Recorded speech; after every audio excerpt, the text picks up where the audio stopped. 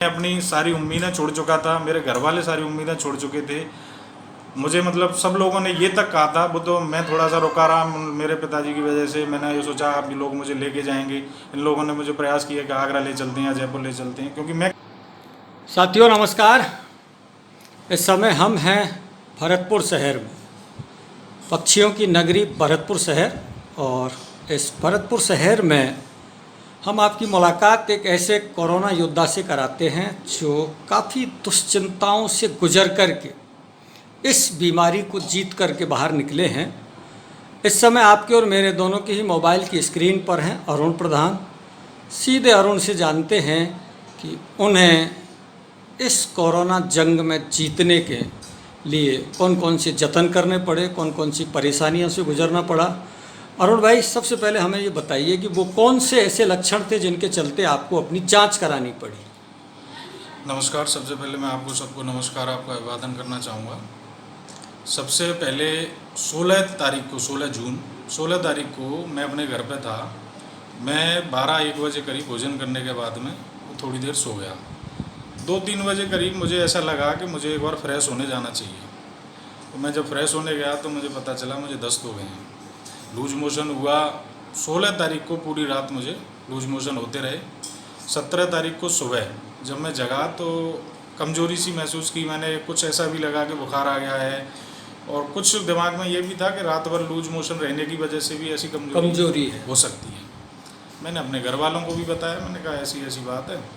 तो पिताजी ने, माताजी ने, सबने कहा कि ऐसी कोई बात नहीं, वो तो बुखार आ ही जाता है। पर फिर भी मैंने अपना दिमाग से, मैं जिस कमरे में था वो कमरा अंदर की तरफ था, तो वो उस कमरे को मैंने तुरंत सैनिटाइज करवा के मैं बाहर वाले कमरे में आके लेट गया। और वो कमरा मेरा बाहर है, उसमें कोई आना जाना, किसी की एंट्री ज़्यादा रहती नहीं है। 17 तारीख को जब वो बुखार नहीं उतरा, मैं ये सोचता रहा मैं शायद थोड़ी देर में रिलीफ आ जाए। मैंने एक टैबलेट भी ली, एंटीबायोटिक, लूज मोशन की भी टैबलेट ली। 17 तारीख को जब ऐसा कोई मुझे लगा नहीं कि कोई रिलीफ है, तो मैंने शाम को CMNHO भरतपुर उनको फ़ोन किया। मैंने CMNHO साहब से कहा, मैंने कहा सर ऐसी ऐसी परेशानी है, तो मुझे क्या जांच करानी चाहिए क्या। तो उन्होंने कहा अरुण जी अभी तो 2 दिन की बात आप बता रहे हो, 2 दिन में आपको पहले लूज मोशन हुए हैं, फिर आप कहते हो कि बुखार है, तो अभी ऐसी कोई समस्या की बात नहीं है, पर फिर भी आपको ऐसा लगता है तो आप एक बार कल आके जांच करा लेना। मैंने उनको निवेदन किया, मैं डॉक्टर साहब ऐसा नहीं हो कि मैं हॉस्पिटल आऊँ और हॉस्पिटल में जाके कहीं ऐसा हो कि नहीं हो फिर भी वहाँ जाके, क्योंकि आजकल वायरस का इन्फेक्शन इतना फैल चुका है। तो उन्होंने पूरा कोऑपरेट करते हुए, और 18 तारीख को मैं वहाँ गया, मेरी तुरंत जांच करा के मैं वापस आ गया। जांच होने के बाद में जब मैं वहाँ जांच करा के आया तो उन जो कंपाउंडर या जो डॉक्टर वहाँ थे जिनने मेरा सैंपल लिया, उनने मुझसे मेरे लक्षण पूछे।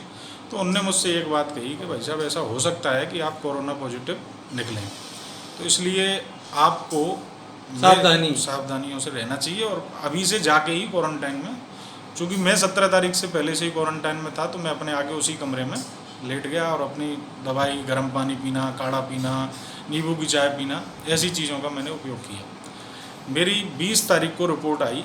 20 तारीख को शाम को 7:30-8 बजे करीब मेरे पास सूचना ये आई कि मैं पॉजिटिव निकला हूँ। उस समय का अनुभव बताइए। जब 16 तारीख से जब से मुझे लूज मोशन हुए, बुखार आया, तो कुछ घर वालों का भी ये था, घर वालों ने भी ये कहा कि नहीं ऐसी कोई बात नहीं, 1-2 दिन में हुआ है, बुखार आए।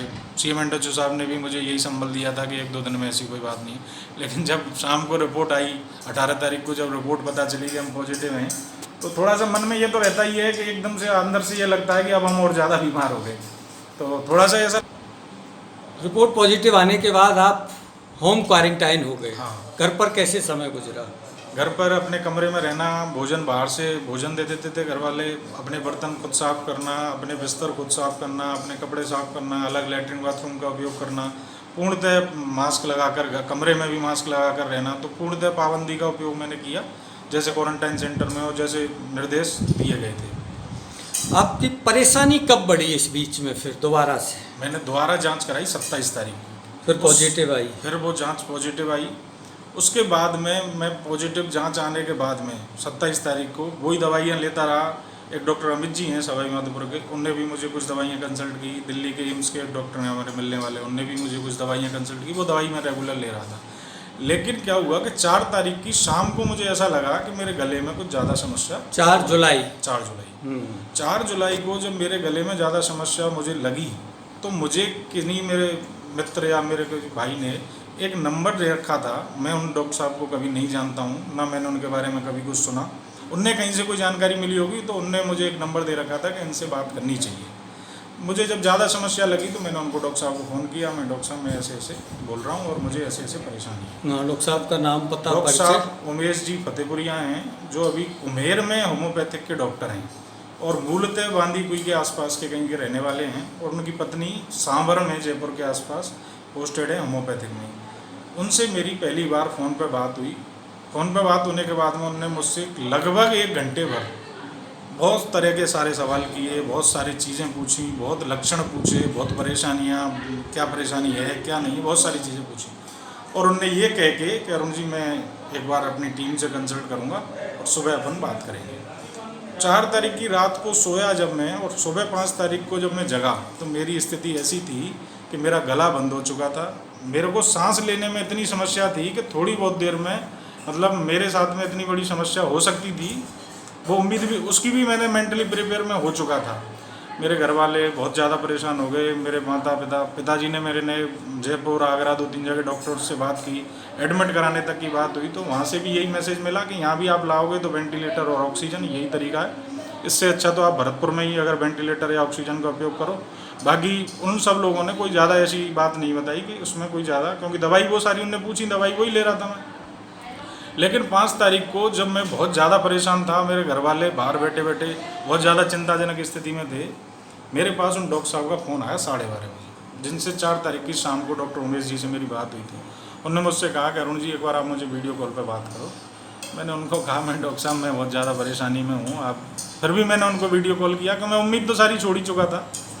मैंने उनको वीडियो कॉल किया, उन्होंने लगभग 10 सेकंड मुझसे वीडियो कॉल पर बात की, और उसके बाद में उन्होंने मुझे फ़ोन किया कि अरुण जी मैं आपके व्हाट्सएप पे एक दवाई मैसेज कर रहा हूँ, आप उस दवाई को मंगा लो और उस दवाई को शुरू कर दो, बाकी और सारी दवाइयाँ बंद कर दो। मैंने उन डॉक्टर साहब से कहा मैं डॉक्टर साहब ये होम्योपैथिक की दवाई है, मैं एलोपैथिक का इतना हैवी ट्रीटमेंट ले रहा हूँ, ये दवाई कितने समय में असर करेगी? तो बोला अरुण जी आप विश्वास करो, ये दवाई अगर आपने ले ली, एक गोली भी आपके अंदर चलेगी तो मेरी गारंटी है कोई अप्रिय घटना नहीं होगी, आप ये दवाई विश्वास करो और शुरू कर दो। मैंने 1:10 पर उस दवाई की पहली खुराक ली। लगभग 2 घंटे बाद 3:30 बजे करीब मैंने फिर वो दवाई ली। 3:30 बजे जब मैंने दवाई ली तो 3:30 से 3:45 होते होते मैं बिल्कुल सही हो गया था। मेरे गले में किसी तरह की कोई परेशानी नहीं थी, मेरी सांस लेने की परेशानी एकदम दूर हो चुकी थी। मतलब जैसा आज मैं हूँ और बीमारी से पहले जैसा था, उस परिस्थिति में मैं एकदम से आ गया था। मैंने उनको डॉक्टर साहब को फ़ोन किया, मैंने कहा साहब डॉक्टर साहब धन्यवाद, मैंने कहा ऐसी ऐसी स्थिति है, अरुण जी आप बिल्कुल चिंता मत करें, आप ये दवाई लें और 73 घंटे ये दवाई लगातार लेने के बाद में फिर आप एक बार जांच कराएं, जांच मेरी गारंटी है नेगेटिव आई। वो दवाई मैं लेता रहा। लेकिन 5 तारीख को मैंने दवाई शुरू की, 6 तारीख हुई, 7 तारीख को मैंने जब प्रयास कर दिया था पहले ही, तो मेरे पास जांच के लिए फ़ोन आ गया, जबकि डॉक्टर साहब के कहने के हिसाब से मुझे 8 तारीख को जांच करानी चाहिए थी। मैंने 7 तारीख को ही सैंपल दे दिया। 8 तारीख को विशेष प्रयासों से वो सैंपल की जांच मेरे पास आ गई। 8 तारीख को जब वो जांच आई तो मेरी वो जांच नेगेटिव आई। मित्रों मुझे वो खुशी हुई, मुझे ऐसा लगा कि मतलब भगवान भी इस दुनिया में कहीं ना कहीं डॉक्टर के रूप में भगवान होता है, ये मुझे पहली बार ऐसा लगा। मैं किसी और को इंजेक्ट नहीं करना चाह रहा था, पर प्रयास सब करते हैं। तो इस तरह का मेरा अनुभव रहा, और इस अनुभव में मैंने जो सबसे ज़्यादा महसूस किया, मैंने सबसे ज़्यादा महसूस ये किया कि उस कोरोना के समय में मैं एक राजनीतिक पार्टी से भी संपर्क रखता हूँ, समाज में ठीक मेरा संपर्क भी है, लेकिन भरतपुर मेडिकल डिपार्टमेंट में मुझे वो जो संपर्क, मतलब जो सुविधा मुझे मिलनी चाहिए थी, जो रेस्पॉन्स मुझे मिलना चाहिए था, मुझे वो नहीं मिला। उसका मुझे हमेशा दुख रहेगा। क्या कहना चाहेंगे? मेरा सभी से पहले तो एक ही निवेदन है कि इस कोरोना की बीमारी को हल्के में ना लें। सभी लोग मास्क का उपयोग करें, सैनिटाइज़र का उपयोग करें, बार बार हाथ धोएं, और बहुत ज़रूरी होने पे ही घर से बाहर निकलें। कोई भी बहुत ज़्यादा ज़रूरी काम है और फिर भी आपको बाहर जाना है तो सैनिटाइज़र ज़रूर अपनी जेब में रखें और मास्क ना हटाएं। और अपने किसी भी परिवार के सदस्य को, सबको ये समझा के रखें, आपको अगर ऐसा लगता है कि आप किसी पॉजिटिव के संपर्क में आए हैं या आपको ऐसा लगता है कि आपको किसी तरह की कोई परेशानी हो रही है तो खुद को क्वारंटाइन कर लें, एक कमरे में रहें, अलग रहें और अब दवाइयाँ शुरू करें और अपना जांच कराएं जिससे सामने आ सके स्थिति क्या है। साथियों, ये थे अरुण प्रधान जो कोरोना पॉजिटिव से नेगेटिव हुए हैं। रोग का सिलसिला अभी थमा नहीं है, जितना हो सके सावधानी बरतें। आभार, धन्यवाद, नमस्कार।